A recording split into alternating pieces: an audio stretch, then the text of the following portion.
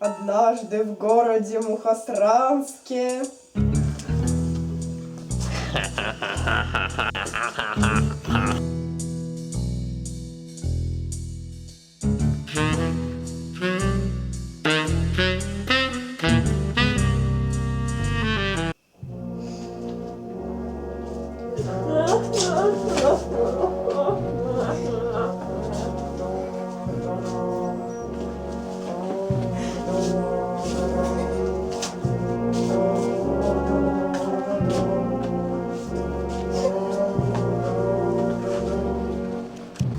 и когда в городе что-нибудь случается, зовут меня Настю Холмс. Итак, мы в квартире у Бубоньковых, где произошло убийство.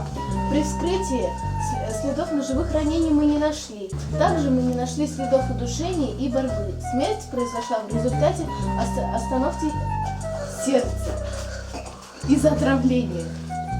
Это самоубийство. Могло быть самоубийство. Он так любил жизнь. Это самоубийство. Все факты говорят об этом. Но это не самоубийство. Это самоубийство. Успокойтесь. Здесь Ника.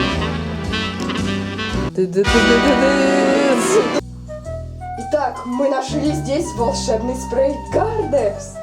На нем есть отпечатки только трупа. Из чего следует, что он покончил жизнь самоубийством. Но он не мог этого сделать, потому что он был тупой, как бревно.